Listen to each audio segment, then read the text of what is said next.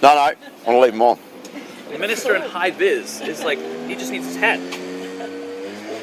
Manna from heaven. Right, at the risk of being like Rishi Sunak, should we get on with it? We're all good. Oh, do you want me to just do a little spiel? Yeah. Hey, so it's wonderful to be here today at Dwell Housing Trust facilities in Kilburn. Just want to acknowledge Alison. Thank you so much for having us here this morning.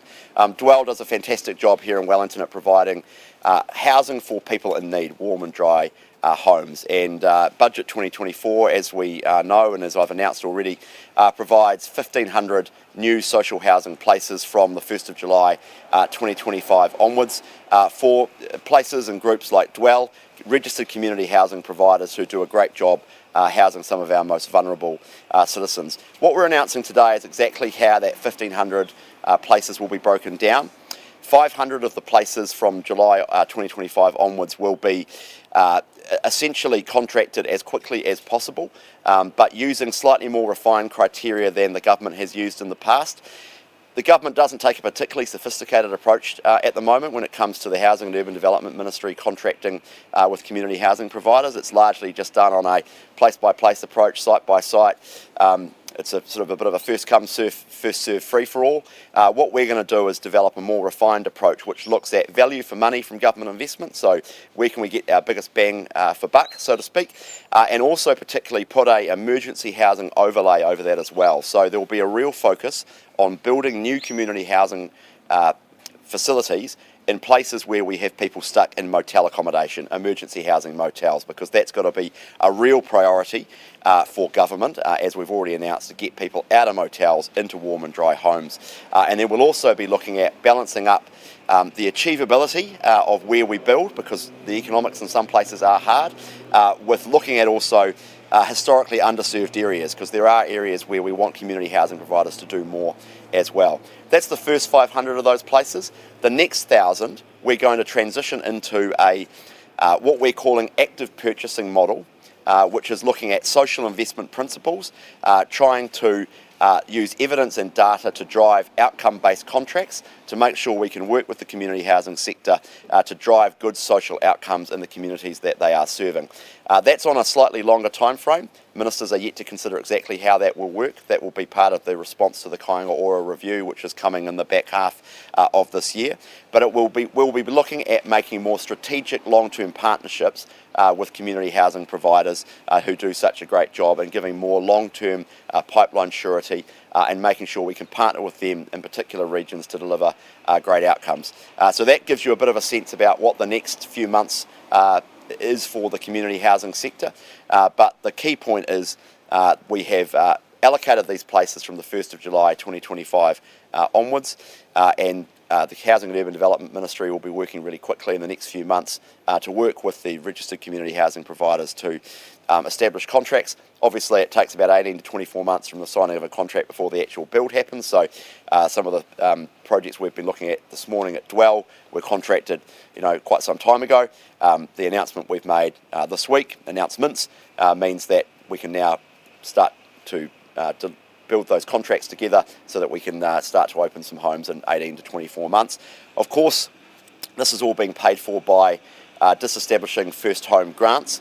I'll just reiterate that a tough decision that the government's had to make. We've had to reprioritise low value expenditure for high value expenditure, but I just encourage people, when you see these social housing units here, when you look at what community housing providers do in Wellington but also around the country, they do a fantastic job of housing people in need. So Budget 2024 is all about making the tough decisions but the right decisions for New Zealand's future, and I think we've done the right thing here. Happy with that, happy to take questions.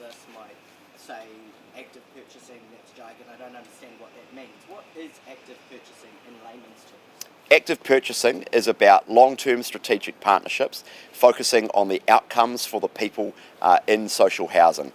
Often the people in social housing have mental health needs, they have addiction problems, they have a range of other problems or issues in their lives.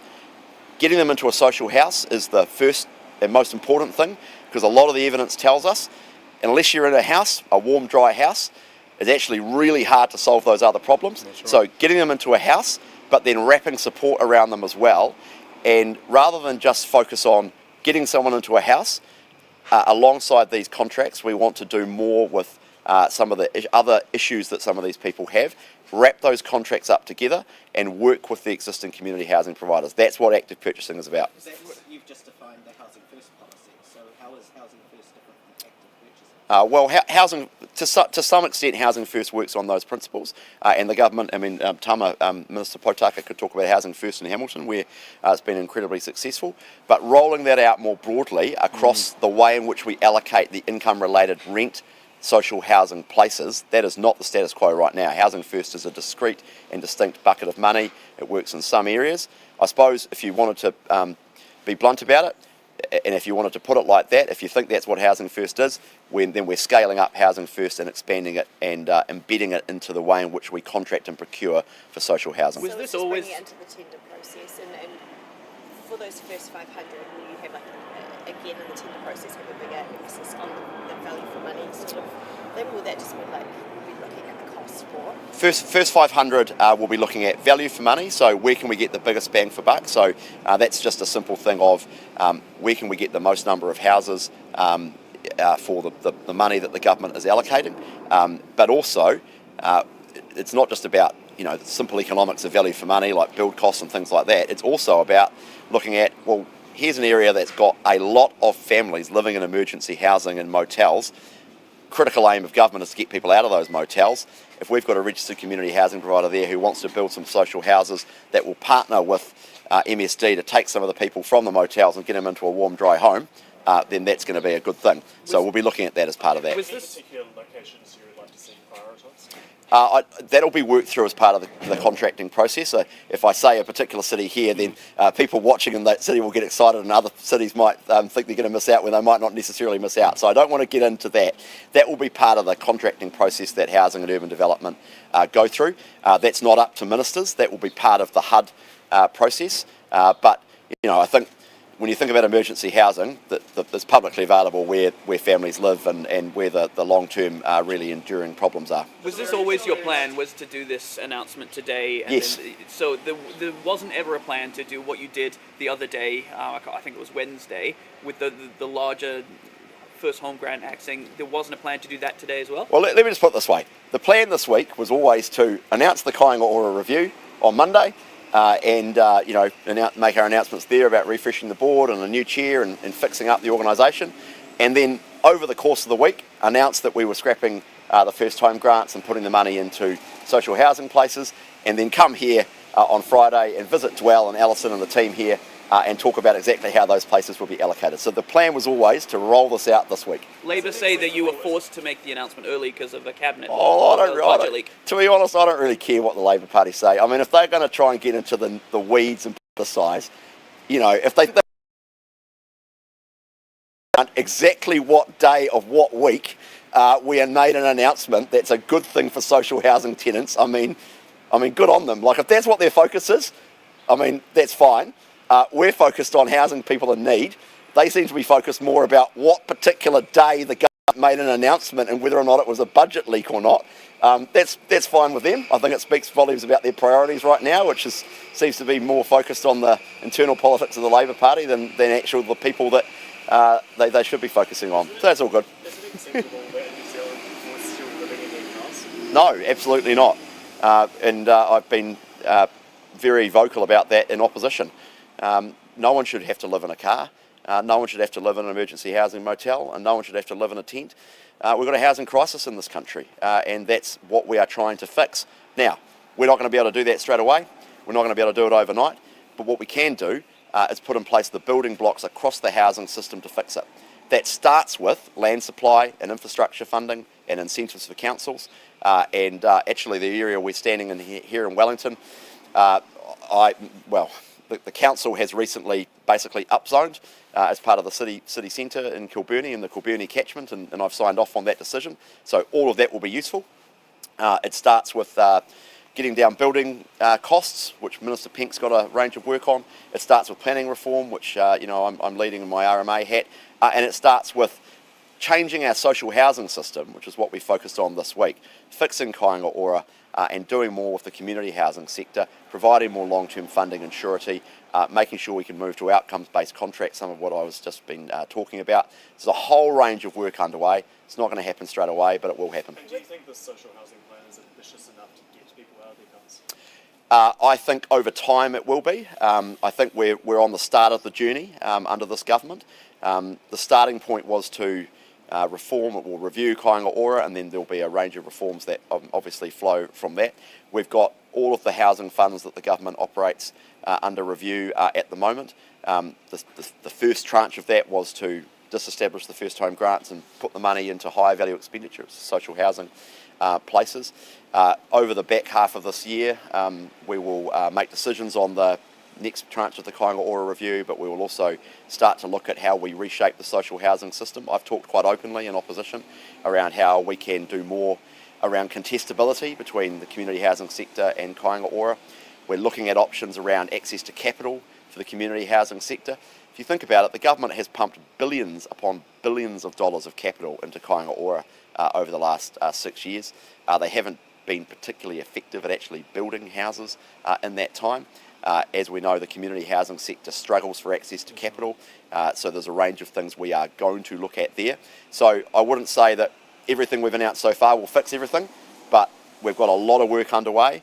The intent, the desire, the energy and the enthusiasm is there from government to work with these fantastic community housing providers and the wider social sector to fix the problems that have bedeviled New Zealand for far too long. In your infrastructure portfolio, Yep. Wellington Water Yes. has made a blunder on there, Yes. especially resulting in tens of millions of dollars Yes. putting on councils. Yes.